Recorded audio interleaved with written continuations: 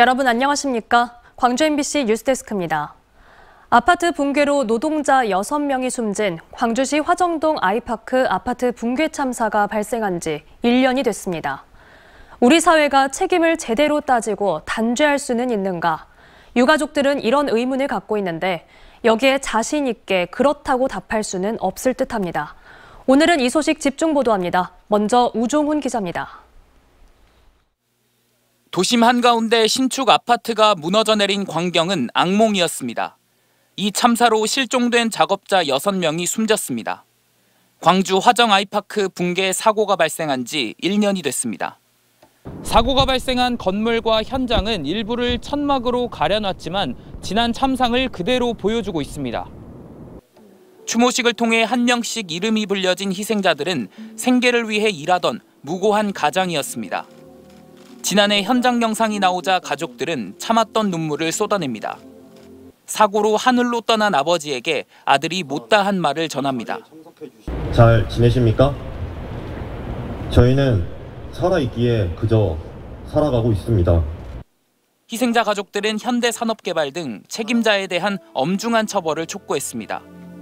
국토부로부터 영업정지 1년 또는 등록 말소 요청을 받은 서울시는 현대산업개발에 대한 행정처분을 미루고 있고 불과 7개월 앞서 발생한 광주 학동 참사 재판에서 현대산업개발 관계자들은 집행유예를 선고받았기 때문입니다.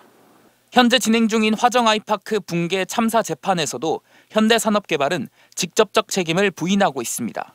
우리 사회 시스템으로 이 회사를 처벌하고 또 어떤 단죄를 할 수 있는 그 사회적인 장치가 저는 없다고 보거든요.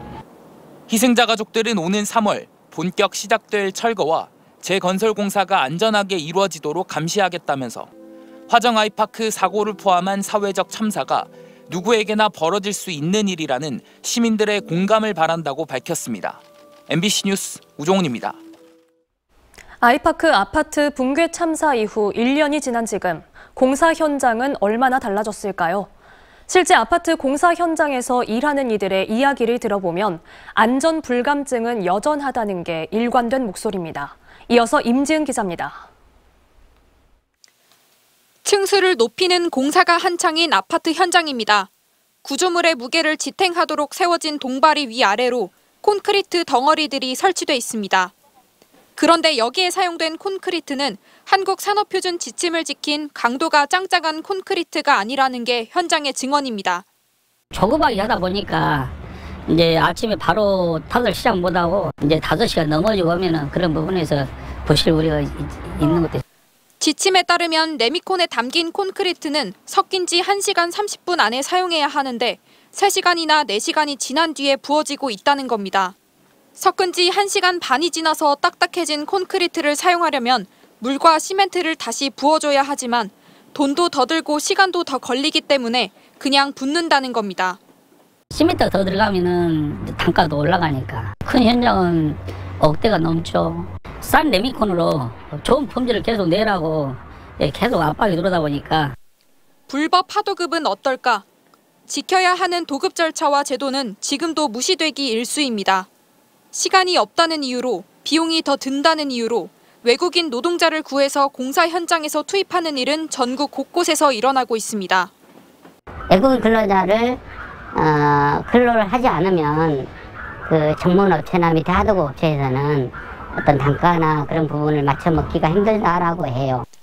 품질이 떨어지는 콘크리트 사용, 공사 기간에 쫓긴 무리한 공사, 비용 절감을 이유로 벌어지는 불법 재하도급 등 화정 아이파크 붕괴 사고의 원인으로 지목된 사항들이 공사 현장에서는 여전하다는 겁니다.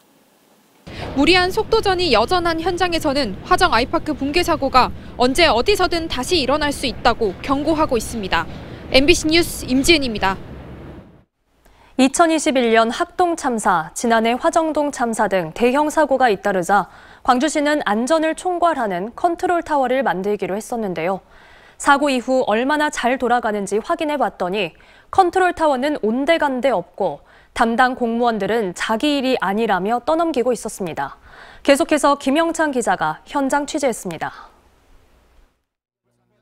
학동 철거 건물 붕괴, 화정 아이파크 붕괴 사고까지 부실 시공이 가장 큰 원인이었지만 공사 감독만 제대로 했더라도 막을 수 있었던 참사였습니다. 잇따른 대형 사고의 광주시는 잘못된 건설 관행을 완전히 뿌리 뽑겠다며 지난해 초 부실공사 척결단을 추진했습니다. 여러 부서에 흩어져 있는 안전관리 업무를 전담 조직이 컨트롤 타워 역할을 함으로써 안전관리 업무의 일관성, 통합성, 효율성을 제고하겠습니다. 당시 전담 감리 관리제와 불량자재 민간합동 품질 기동 점검반 운영 등 부실공사 예방을 위한 제도 정책을 총괄 기획할 수 있도록 실국 단위 조직 개편도 추진했습니다. 하지만 현재 광주시에 이 같은 역할을 담당하는 조직은 없습니다. 지난해 지방선거 이후 단행된 조직 개편안에 반영되지 않은 겁니다. 대신 광주시는 부실공사 척결단의 역할을 할 수 있도록 건축과 주택가, 건설행정과 등 현장 관련 부서에 각각 전담팀을 만들었다며 문제가 안 된다는 입장입니다. 부서 팀이 있거든요. 안전점검팀. 네, 그 팀에서 그 기능을 할 수 있게 그때 합쳤어요. 기능을. 전담팀이 있다는 부서에 전화를 걸어봤습니다. 부실공사 척결은 이제 저희 쪽이 다른 걸로 알고 있거든요. 다른 부서에도 전담팀이 있는지 연락해봤습니다. 주택정책과에서는 업무를 하지만 안전적인 그 현장 점검이나 지금 것은 그 사회재난과에서 총괄해가지고 대책 보고도 하고. 서로 자기 일이 아니라고 떠넘기고 있습니다. 이렇다 보니 결국 전담 감리 관리제와 민간합동 점검반 운영과 같은 제도 개선은 시행하지 못하고 있는 형편입니다. 예방과 대안에 대한 입장 표명 자체가 없는 거잖아요. 그냥 민간 영역에서 추모제 형식으로만 끝나고 오히려 이제 더 관심을 가져야 될 광주광역시 지자체에서는 그거에 대한 대안이 사실상 1년 동안 만들어 놓은 게 없다. 잇따른 대형 사고로 컨트롤 타워를 만들겠다던 광주시. 하지만 제대로 된 역할을 못하면서 안전사고 대책은 여전히 제자리 걸음입니다. MBC 뉴스 김영창입니다. 12구 참사 진실 규명을 바라는 광주 전남 희생자 가족들이 지역에서 처음으로 목소리를 냈습니다. 12구 참사 광주 전남 유가족 10명은 오늘 전일빌딩에서 기자회견을 열고 책임자들은 위증과 회피를 이어가고 있으며 정부는 함께 목소리를 내고자 요청한 유가족 명단을 아직까지 숨기고 있다고 비판했습니다.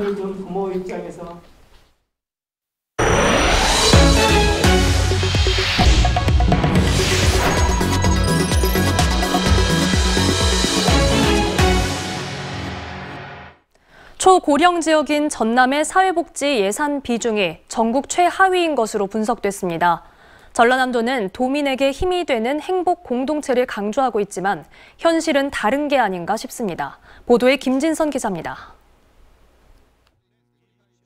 지난해 6월 기준 전남의 인구는 185만 9천여 명.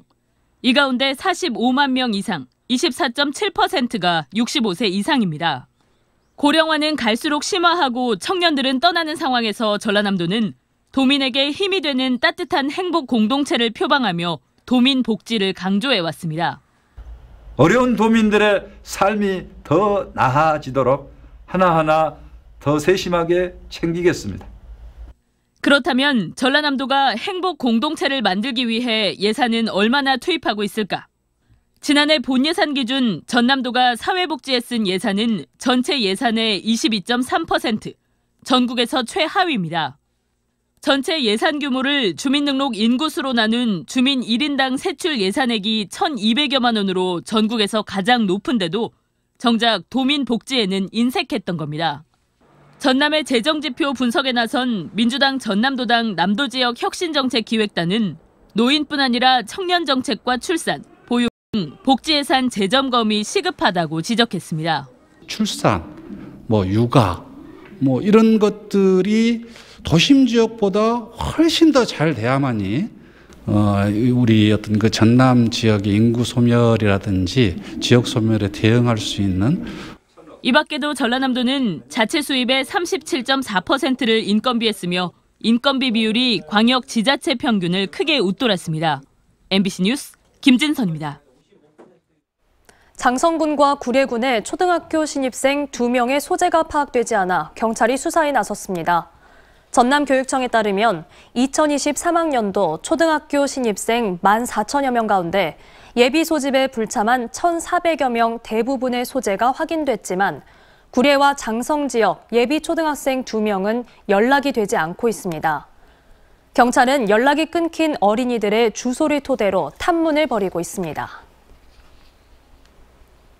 광주 강제동원 피해자 지원 시민단체가 내일 열릴 국회 토론회에 참석하지 않겠다고 밝혔습니다.